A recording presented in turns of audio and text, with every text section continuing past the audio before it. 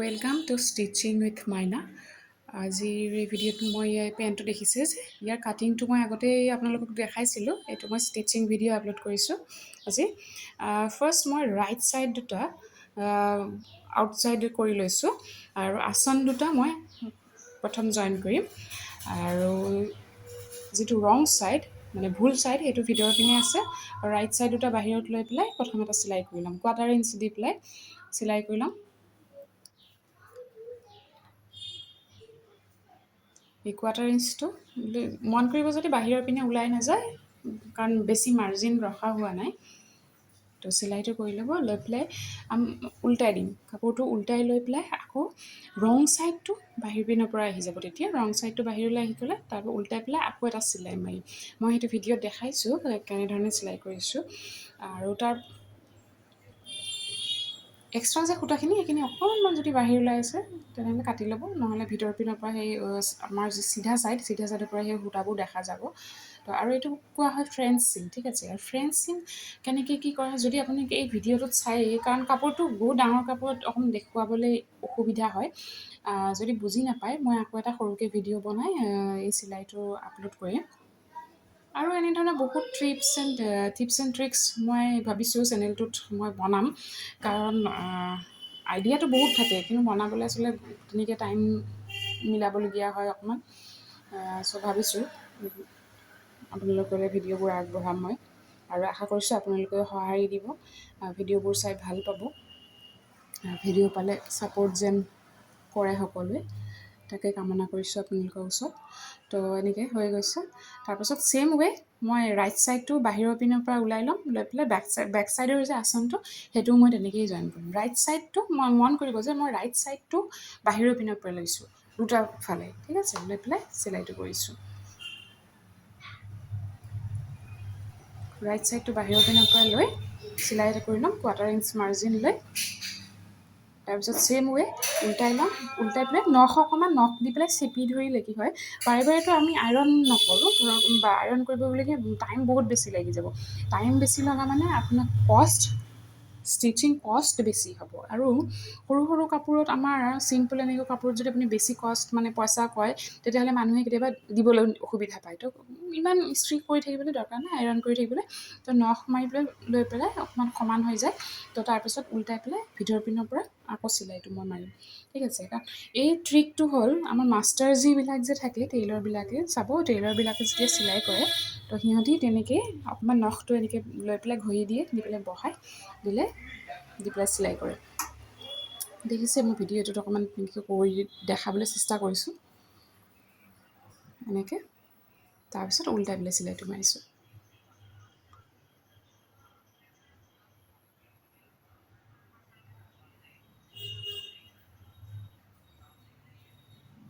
আৰু ছেইম ৱে এইখিনি হৈ যোৱাৰ পিছত ছেইম ৱে মই লেগ ছাইড দুটা কৰি ল'ম তেনেকৈ।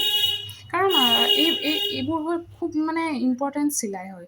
চাওক, আমি হ'লোঁ সৰু সৰু ধৰক ক্ৰিয়েটৰ বা ঘৰতে চিলাই কৰি থকা মানুহ, যাৰ ওচৰত সকলোৰে ওচৰত ইণ্টাৰলক অ'ভাৰলক মেচিনবিলাক নাথাকে। বহুত এটাই মেচিন থাকে ধৰক আপোনাৰ সাধাৰণ মেচিনটো যিটো থাকে, তো তাতেতো আৰু ইমান ধৰণৰ চিলাই নাথাকে যে আমি ব্যৱহাৰ কৰিব পাৰোঁ। তো এই বেচিক যে আমাৰ চিলাই ষ্ট্ৰেইট যে বেচিক চিলাইটো, সেইটোকে ব্যৱহাৰ কৰি আমি কেনেধৰণে ট্ৰিক্স লগাই কাপোৰটোৰ পাৰফেক্ট ফিনিচিং আনিব পাৰোঁ, সেইটো আমাৰ চেষ্টা কৰাটো দায়িত্ব বুলি ভাবোঁ। তো সেইটো তেনেধৰণে হৈ গ'ল। দেখিছে আপোনালোকে, মই দেখালোঁ বেক ছাইড দুটা হৈ গ'ল। তো হোৱাৰ পিছত বেক ছাইডটো দেখি আছে ওপৰ ফালে উঠা, আৰু ফ্ৰণ্ট ছাইডটোৰ কাপোৰ কম আছে। তো সেইটোতে বুজিব আপুনি যে বেক কোনটো আৰু ফ্ৰণ্ট কোনটো। বেক ছাইডটোত কিহৰ কাৰণে কাপোৰ বেছিকৈ লোৱা হয় সেইটো মই কাটিঙৰ ভিডিঅ'টোতো কৈছোঁ। কাৰণ আমাৰ পেণ্টটো যদি আমি বহোঁ বা খোজকাঢ়োঁ, পেণ্টটো তলৰ পিনে নামি নামি যায়। গতিকে সেই নামি নোযোৱা অসুবিধা, সেই প্ৰব্লেমৰ কাৰণে বেক ছাইডে সদায় কাপোৰ বেছিকৈ বঢ়াই লোৱা হয়। আৰু যদি হেভি চাইজ হয় 4, 4.5, 5 তেনেধৰণে বঢ়োৱা হয়। আৰু আমাৰ নৰ্মেল স্মল মিডিয়াম চাইজবিলাকত ধৰি লওক 2, 2.5, 3 ইঞ্চি তেনেধৰণে বঢ়াই লোৱা হয়, ঠিক আছে। নেক্সট মই বেল্ট লগাইছোঁ ফ্ৰণ্ট ছাইডত আমি বকৰম লগাইছোঁ বেল্ট, আৰু পিছফালৰ ছাইডটোত ইলাষ্টিক লগাই পেলাই পেণ্টটো কমপ্লিট কৰিবলৈ চেষ্টা কৰিছোঁ। বক্ৰমটো লগাই ল'লোঁ। 3.5 ইঞ্চি ইয়াত পাতি মই ব্যৱহাৰ কৰিছোঁ, 3.5, কাৰণ মোৰ ইলাষ্টিক আৰু বক্ৰম 1 ইঞ্চি আছে। 1 ইঞ্চ 2 ইঞ্চি মোক বেল্টটো দৰকাৰ হ'ব ফ'ল্ড কৰিবলৈ, আৰু বাকী যিখিনি এইখিনি মোৰ এক্সট্ৰা ফ'ল্ডৰ ভিতৰত চিলাই কাৰণে মাৰ্জিন, ঠিক আছে, লৈ পেলাই কমপ্লিট কৰিছোঁ। আৰু যেতিয়া মোৰ বক্ৰমটো লগোৱা হৈ গ'ল, বক্ৰমটো মই আইৰণ কৰি পেলাই পেচ কৰি লগাই ল'লোঁ। আৰু বক্ৰমটোৰ যে জইণ্ট দুটা, তাৰ ওপৰত মই ইলাষ্টিকটো জইন কৰিছোঁ। দেখিছে চাগে আপোনালোকে, আশা কৰিছোঁ বুজিব পাৰিছে। ইলাষ্টিকটো দুটা মূৰত প্ৰথম জইন কৰি লৈছোঁ, লৈ মাৰ্জিনটো ফাৰ্ষ্ট কৰি ভিতৰৰ পিনৰ পৰা সোমাই দিব লাগিব, অকণমান কেয়াৰফুল হৈ পেলাই। তাৰপিছত সেই ওপৰৰ যি অংশখিনি সেইখিনি ঘূৰাই দি পেলাই গোটেই বেল্টটোত ৰাউণ্ডকৈ চিলাই মাৰি বেল্টটো কমপ্লিট কৰি ল'ব লাগিব। আৰু যদি অসুবিধা হয়, এই 1/2 ইঞ্চ মাৰ্জিনটোত এক্সট্ৰা চিলাই এনেকৈ কৰি ল'ব পাৰে। মই ভিডিঅ'ত দেখুওৱা ধৰণে এক্সট্ৰা 1/2 ইঞ্চ লৈ পেলাই মাৰ্জিন লৈ পেলাই এটা চিলাই কৰি লৈছোঁ। তেতিয়া কি হ'ব, কাপোৰটো ভিতৰ পিনে যেতিয়া থাকিব, বাৰে বাৰে আপোনাক মানে টানি থাকিবলৈ অসুবিধা নহয় আৰু যে 1/2 ইঞ্চ বাৰে বাৰে আপুনি ভিতৰত সোমাই থাকিব লাগে, তো সেইখিনি অসুবিধা নহ'ব। তো সেইটো অকণ সুবিধাৰ কাৰণে এনেকৈ চিলাইটো লগাই ল'ব পাৰে। আৰু ফ্ৰণ্ট ছাইডৰ মোৰ কালাৰটো অকণমান বেলেগ দেখিছে, কাৰণ সেইটো হ'ল মোৰ কুৰ্তাৰ পৰা কাপোৰ লৈছোঁ। কুৰ্তাটোৰ যি কাপোৰ, তাৰ পৰা মই বেল্টৰ কাৰণে ফ্ৰণ্ট ছাইডত ব্যৱহাৰ কৰিছিলোঁ। প্ৰথম কথা হ'ল যে কাপোৰ কম আছিলে, তো কাপোৰে মোক নজৰিছিলে, তো তাৰ কাৰণে মই ফ্ৰণ্টত সেই কুৰ্তাৰ কাপোৰটো ব্যৱহাৰ কৰি পেলাই এটা ডিজাইনো হ'ল, প্লাছ মোৰ নিজৰ কামটো হৈ গ'ল তেনেকৈ।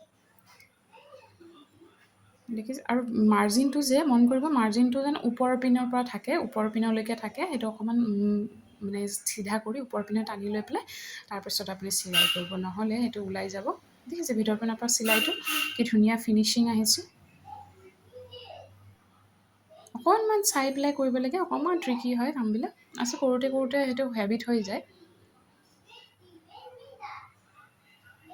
আৰু এটা কথা মন কৰিব যে ইলাষ্টিকত যাতে চিলাই নবহে, ঠিক আছে? যেতিয়া বেক ছাইডটো আমি চিলাই কৰিম, তেতিয়া মন কৰিব যে ইলাষ্টিকত যাতে চিলাই নবহে, কাৰণ ইলাষ্টিকটো আমাক টানিব লাগিব। ইলাষ্টিকটো টানি কাপোৰটোৰ লগত মিলাই চিলাই কৰিব লাগিব, ঠিক আছে? সেইটো হৈছে মষ্ট ইম্পৰ্টেণ্ট থিং, যে ইলাষ্টিকত চিলাই যাতে নবহে।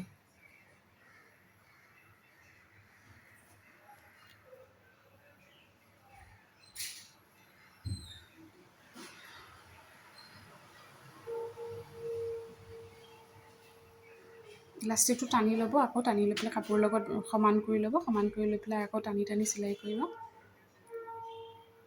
আৰু গোটেই যেতিয়া চিলাইটো মৰা হৈ যাব, মই কাপোৰটো পেণ্টটো ধৰি পেলাই টানি ল'ম, যাতে কাপোৰ আৰু ইলাষ্টিক সমানে গোটেইখিনি মানে একফালে ধৰক বেছি কোচ খাই থাকিলে, একফালে কম কোচ খাই থাকিলে, সেইটো যাতে নহয়। ইলাষ্টিকটো বৰাবৰ যাতে কোচ আৰু কাপোৰৰ লগত পৰে, তো তেনেকৈ অকণমান টানি ল'ব লাগে। লৈ পেলাই মিডিলত এটা চিলাই কৰি ল'ব লাগে, যাতে ইলাষ্টিকটো ইফাল সিফাল নহয়। টানি গৈ থাকিব, টানি বেল্টটো কমপ্লিট কৰিব।